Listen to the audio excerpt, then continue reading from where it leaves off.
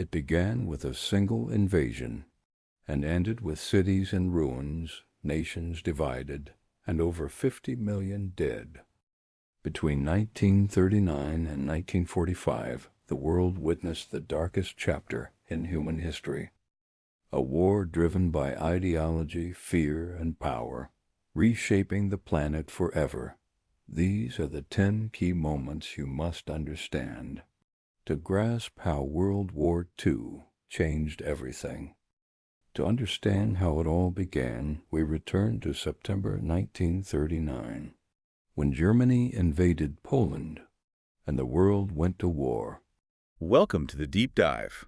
Today, we're really getting into a heavy one, the Second World War. We got some great sources here, boiling this huge conflict down to 10 essential facts. Yeah, and our mission really is to go beyond just a timeline.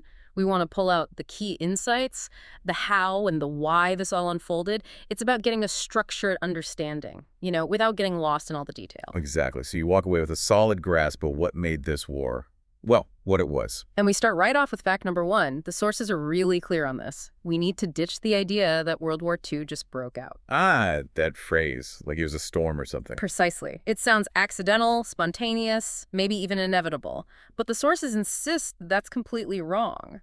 This war wasn't an accident. Okay. It was deliberately planned, engineered, you could say, by Adolf Hitler and the German Reich.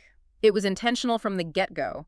An ideological mission dressed up as something else. Calculated. And not even secretly calculated, right? This wasn't some hidden agenda. Not at all. Hitler was very open about his core ideas.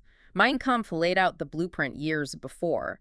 The war was basically putting that plan into action. So that takes us straight into fact number 2. Yeah. The ideology behind it all. You mentioned 3 main pillars driving Hitler. Yes, 3 core drivers for his entire political project and therefore for the war. First, and maybe most central, was the quest for Lebensraum. Living space. Living space, exactly, for the German people. And crucially, this space was to be found in the East, by taking it from the Slavic populations living there. So places like Poland, Ukraine, Russia. Primarily the Soviet Union, yeah. He saw those fertile lands as vital for Germany's future, both economically and, racially. Economic and racial goals were intertwined then. Completely, which leads to the second pillar.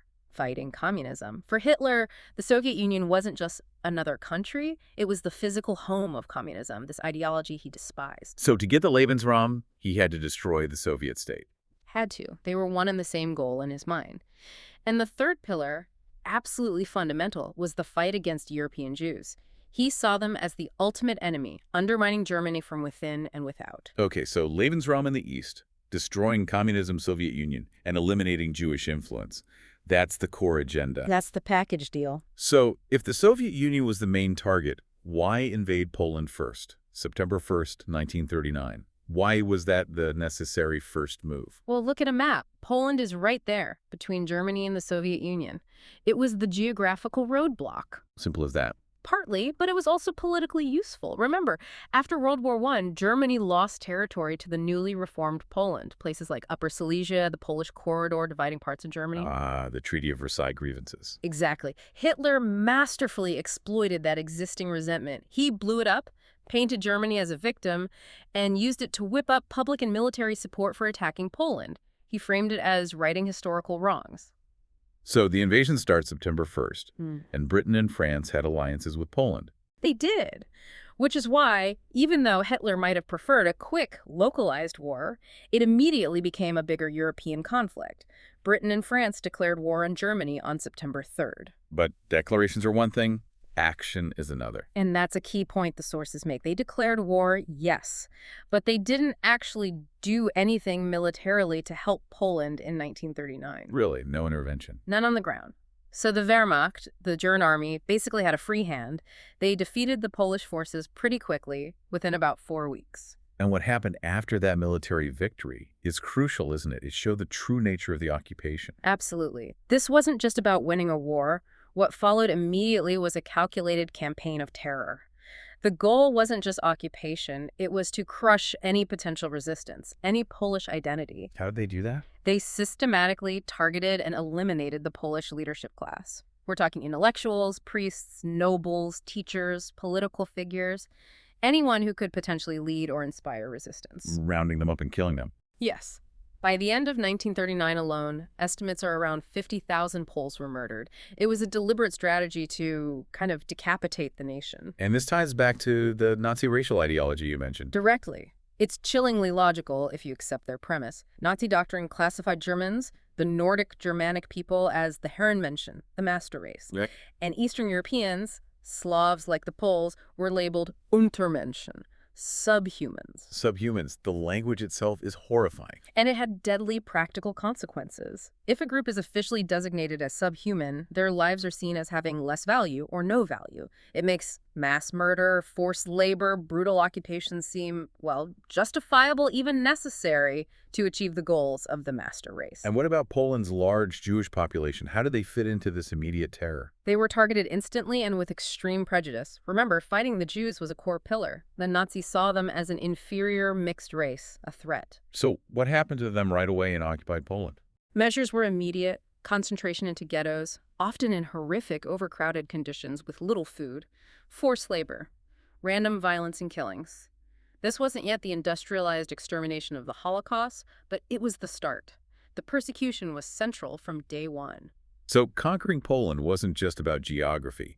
It created the space, the controlled environment to start implementing these racial policies on a large scale. Exactly. It secured the East, crushed immediate resistance, and set the stage for the next phase. Which brings us to fact number 3. The focus shifts west in 1940. The Blitzkrieg. Right, the Lightning War. This is where we see those iconic images of German tanks rolling through France. Yeah, Blitzkrieg combined tanks, motorized infantry, and crucial air support, punching through enemy lines fast, bypassing strong points, aiming for deep penetration and encirclement. Yeah. Completely different from the static trench warfare of World War I. And it worked spectacularly well against France in May 1940. Stunningly well. People were shocked by the speed. The French army, considered one of the world's best, and the British forces fighting with them were basically routed in weeks. How? I mean, France had the Maginot Line, didn't they? Those heavy fortifications. They did, but the Germans largely bypassed it. They made a surprise thrust through the Ardennes forest, an area the French thought was impassable for tanks. It caught the Allies completely off guard. So France falls, large parts are occupied, a collaborationist government is set up in Vichy. What about Britain? Britain stood alone. Protected by the English Channel, they refused to make peace. So Hitler turned the Luftwaffe, the German Air Force, against them. That's the Battle of Britain, starting in the summer of 1940. What was the goal there? Invasion. Initially, yes. The Germans needed air superiority over the Channel to even attempt a sea invasion. So first, they bombed RAF airfields, radar stations, coastal defenses. Did it work? No. The RAF fought back fiercely. So the Germans shifted tactics, they started bombing industrial targets, and then increasingly, entire cities.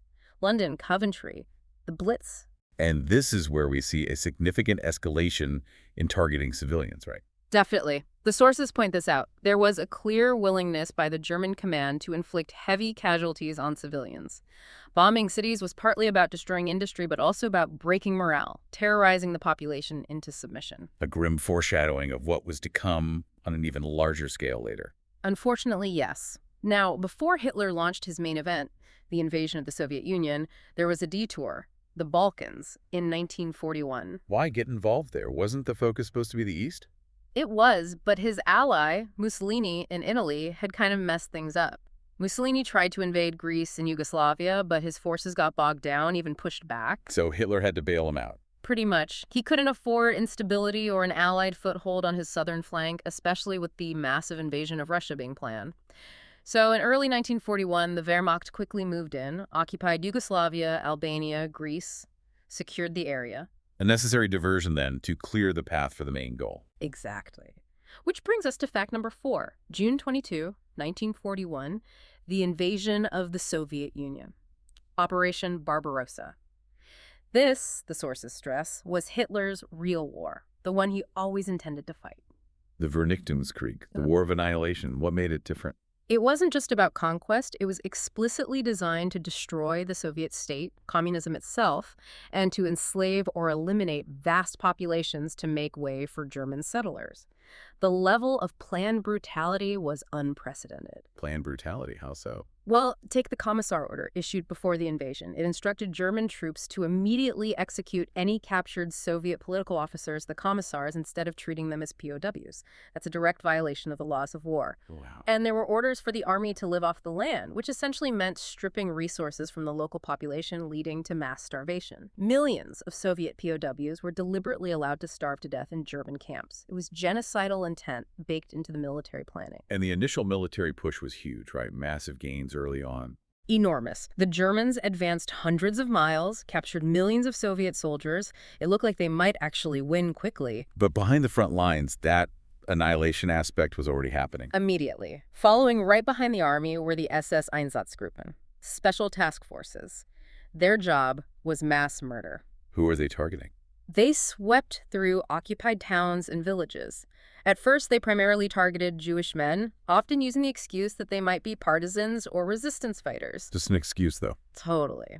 And that flimsy pretext vanished very quickly. Soon, the Einsatzgruppen were systematically rounding up and shooting Jewish women, children, the elderly, entire communities. Massacres by gunfire. Yes. Tens, then hundreds of thousands murdered this way. This is sometimes called the Holocaust by bullets. It shows the genocidal plan was active from the very start of the Eastern Campaign, long before the death camps became fully operational. It was happening out in the open, relatively speaking, just hidden by the chaos of the invasion. So this massive, brutal war is unfolding in the East. But 1941 also sees the war become truly global. That's the other part of Fact 4. Right. The United States enters the war. And that comes about because of Hitler's main ally in Asia, Japan. Japan had its own expansionist ambitions, right? Absolutely. They've been fighting in China for years and were looking to build a large empire across East Asia and the Pacific. They needed resources, oil, rubber, metals that the region offered. And that put them on a collision course with the U.S. Why? Several reasons. The U.S. supported China, Japan's enemy. Also, the U.S. controlled the Philippines, a key strategic location that Japan coveted. And maybe most importantly, the U.S. had imposed an oil embargo on Japan in response to its aggression. Cutting off their main oil supply, that must have forced Japan's hand. It did. They basically had two choices: give up their imperial ambitions or launch a surprise attack to cripple the U.S. fleet and seize the resources they needed, particularly the oil fields in the Dutch East Indies. And they chose the attack. Pearl Harbor, December 7, 1941. A date which will live in infamy, as Roosevelt said.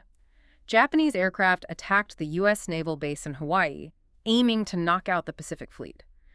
They also invaded the Philippines almost simultaneously. Bringing the U.S. directly into the war. Instantly. And then, just a few days later, Hitler makes what many historians see as a huge blunder.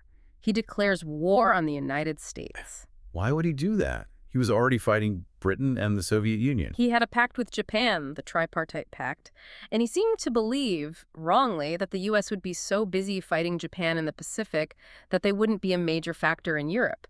He underestimated American industrial power and resolve. So that declaration formally links the war in Europe and the war in Asia. It becomes one massive global conflict. Exactly. Now you have the main Axis powers, Germany, Italy, Japan facing the Grand Alliance, or the Big Three. Great Britain, the Soviet Union, and the United States. The scale shifts dramatically. This global chaos, this massive war, provides the backdrop for fact number 5, the Holocaust. The sources are really emphatic here. The industrialized mass murder of Europe's Jews likely wouldn't have happened without the war. The war provided the conditions, the cover, and the sort of breakdown of normal constraints. By 1942, Hitler controlled most of Europe.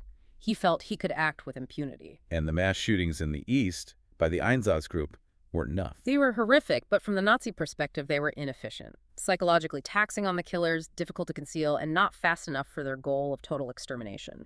They needed something more industrial. Which led to the creation of the extermination camps. Yes. Places like Auschwitz-Birkenau, Treblinka, Sobibor, Belzec. Starting around spring 1942, the shift to industrialized killing begins.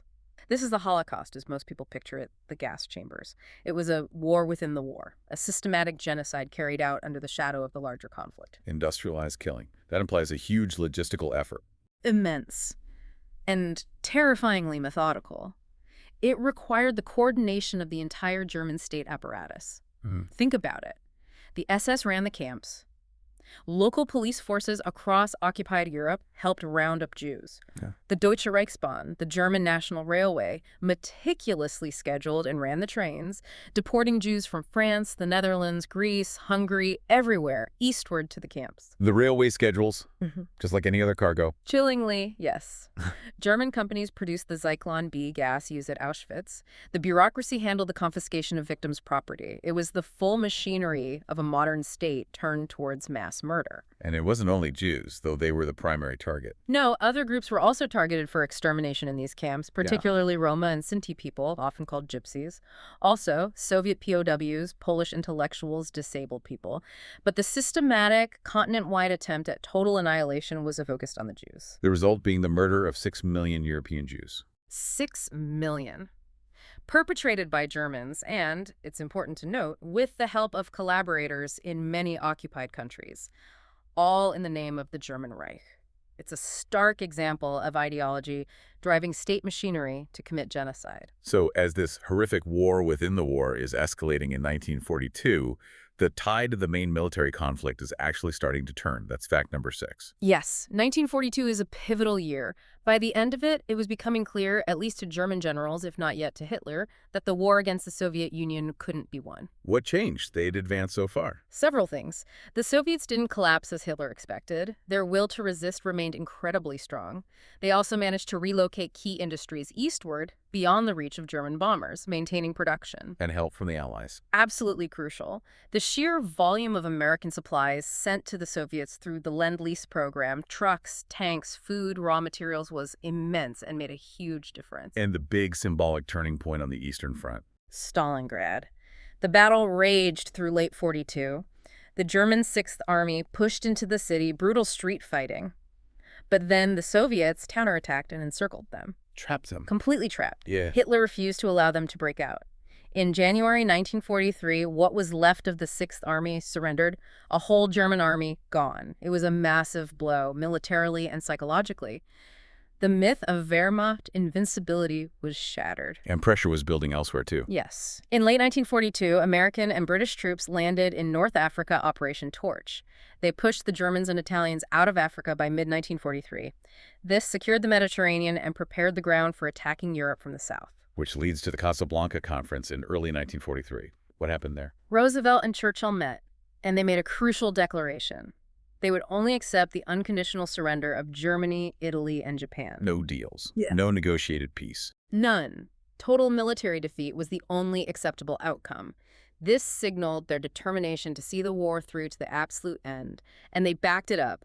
British and American troops invaded Sicily and then mainland Italy in the summer of 1943. Opening another front in Europe. Exactly. Forcing Germany to divert troops away from the Eastern Front. So pressure from the east, pressure from the south, and pressure from the air. Which brings us to fact 7. The war coming home to Germany through bombing. We mentioned the Blitz on Britain earlier. Now the Allies are doing it to Germany, starting seriously in 1943. And on a much larger scale, Britain became, as the source says, a giant floating aircraft carrier. Huge fleets of American and British bombers were launched from there against Germany. Was there a strategy or just bombing everywhere? There was a strategy, sort of a 1-2 punch. The Americans, with their heavily armed B-17 flying fortresses, bombed during the day. Why daytime? More dangerous, isn't it? More dangerous, yes. But they aimed for precision, hitting specific industrial targets like factories, oil refineries, railway yards. Though precision was relative back then, bombs often missed and hit residential areas, causing many civilian deaths. And the British. The British Bomber Command focused on night raids. And their strategy was different area bombing. They targeted entire cities. Not specific factories, but the whole city. Yes. The explicit goal, especially under Air Marshal Harris, was dehousing the German industrial workforce, destroying morale, causing chaos, and disrupting war production by hitting the workers where they lived. Cities like Hamburg, Dresden, utterly devastated. The sources call this strategy controversial, hardly justifiable. It remains deeply controversial. Was it militarily necessary? Was the deliberate targeting of civilians aiming to cause terror ethically acceptable?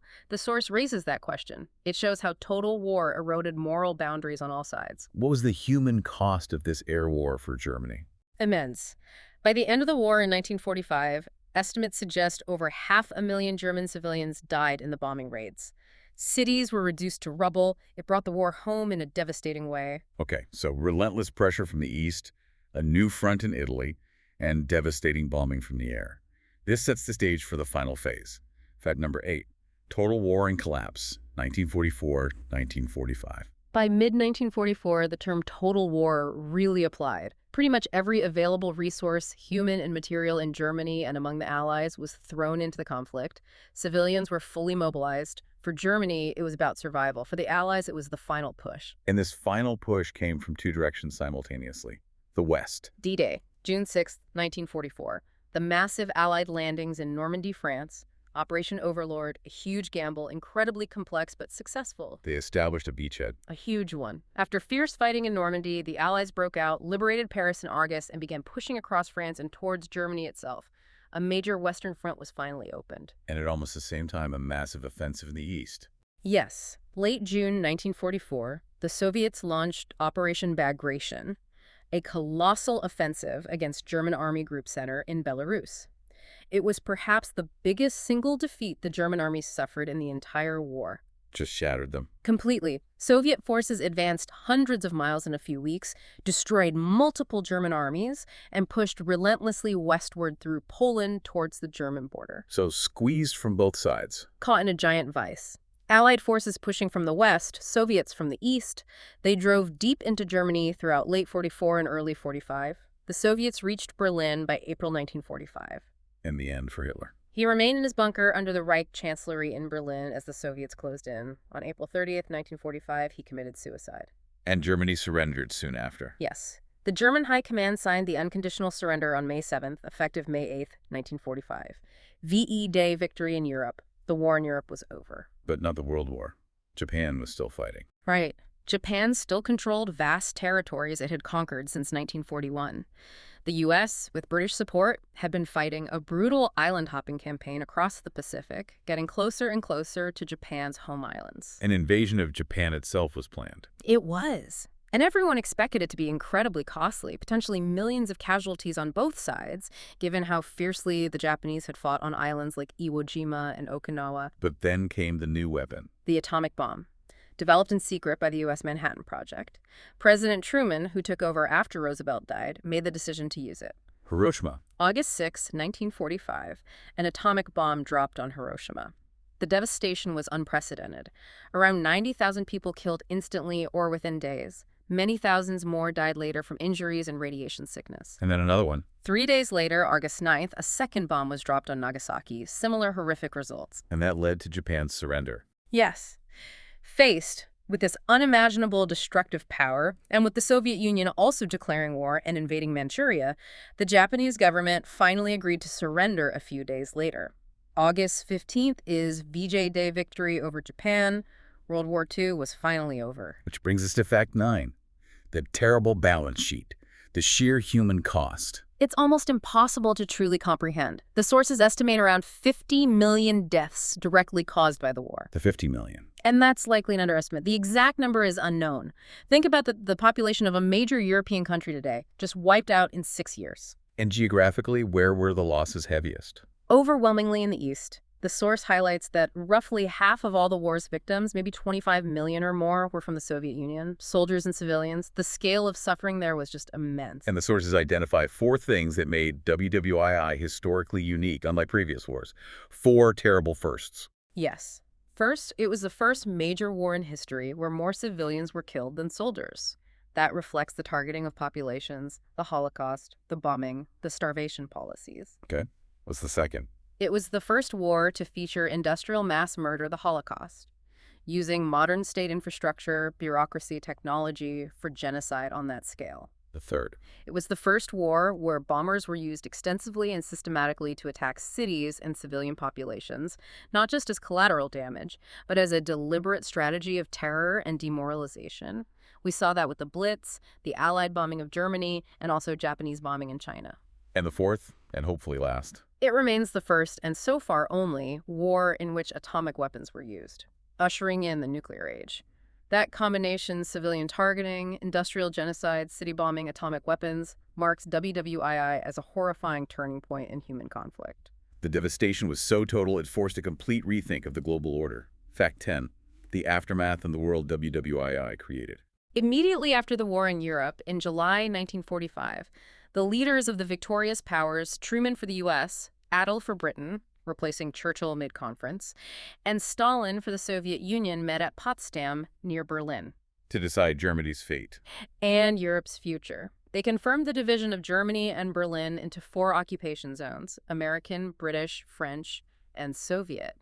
But the big change was redrawing Germany's eastern border. How so? Large areas of pre-war Germany, East Prussia, Silesia, Pomerania, were given to Poland and the Soviet Union. Just given away. Essentially, yes, as compensation for Polish territory lost to the Soviets in the east, and as a buffer for the USSR, this led to a massive forced migration. The expulsion of Germans. Around 12 million ethnic Germans were expelled from these newly Polish and Soviet territories, forced to move west into the remaining parts of Germany. They lost their homes, everything. It was a brutal population transfer. And many Poles were also displaced, moved westward from the lands the Soviets took. So massive demographic shifts. Yeah. And the occupation zones in Germany eventually solidified. Yes. The Western zones, U.S., British, French, merged, and in 1949 became the Federal Republic of Germany, or West Germany, aligned with the West. The Soviet zone became the German Democratic Republic, East Germany, aligned with the East. Germany divided, Europe divided. Exactly. The war destroyed the old European powers and left 2 giants standing, the United States and the Soviet Union. These new superpowers, with fundamentally opposing ideologies, capitalism and democracy versus communism, quickly fell into confrontation. The Cold War. The Cold War begins almost immediately. The world divides into 2 hostile camps, West and East, armed camps. And what made this confrontation unique and terrifying was that both sides soon possessed atomic and then hydrogen bombs. Mutually assured destruction. Me- AD. Right.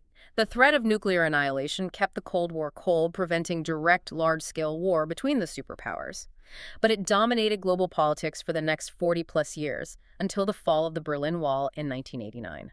But amidst this new conflict, weren't there also attempts to learn from the failures that led to WWII, institutional responses? Yes, crucial ones. The leaders who lived through the war understood that the old system of unchecked nationalism and go-it-alone foreign policy had failed catastrophically. So, first, the United Nations was founded in 1945, largely championed by the U.S. What was the idea behind the UN? To provide a permanent forum for nations to talk, to negotiate, to resolve disputes peacefully rather than resorting to war, to promote international cooperation. A successor to the failed League of Nations, but hopefully stronger. And in Europe itself, an even more ambitious project. The European Union, or its predecessors. This was Europe's direct answer to centuries of conflict culminating in WWII. The core idea was to bind European nations, especially France and Germany, so tightly together economically and politically that war between them would become literally impossible. Merging sovereignty almost. To a degree, yes. Sharing control over key industries like coal and steel initially, then creating a common market, and eventually political structures. It was designed specifically to prevent the kind of aggressive nationalism and unilateralism that caused the war, a project for perpetual peace on the continent. But the source ends on a slightly cautionary note, doesn't it? Mentioning current challenges. It does. It points to things like the rise of populism in Europe, Brexit, growing social inequalities factors that are straining the EU and reviving some of the nationalist sentiments the project was meant to overcome. So these institutions built in response to WWII are being tested now. They are, which forces us to think about how robust they really are and whether the lessons learned from the war still hold sway. Okay, so wrapping up these 10 facts, we've gone from the calculated beginning and the driving ideology, Through the Blitzkrieg, the horror of the Vernichtungskrieg, and the Holocaust. the turning points like Stalingrad and D-Day, the unique scale of death and destruction. And finally, the reshaping of the world into the Cold War era and the creation of institutions like the UN and EU designed to prevent it happening again. It's an overwhelming amount to take in. The premeditation, the industrial scale of both conquest and genocide, the sheer global reach, the atomic shadow. The key thing, I think, for you listening, is to see the connections. How the ideology drove the specific type of war. How the war provided cover for the genocide. How the outcome led directly to the world order many of us grew up in. It's all linked. And that final cautionary note from the source leaves us with a provocative thought. If the EU and similar structures were built specifically to counter the national self-interest that fueled WWII, And we're seeing that self-interest surge again today due to populism, inequality, frustration. How much power does historical memory actually have? Yeah, can the collective memory of catastrophe, the memory we've just explored, be enough to maintain cohesion and peace when current pressures feel so immediate and intense? That's the question for right now. Are the lessons truly learned or just waiting to be forgotten? Something to definitely think about. The history isn't just history, it's actively relevant. Thank you for sharing your sources and joining us for this really deep dive into the 10 facts of World War II.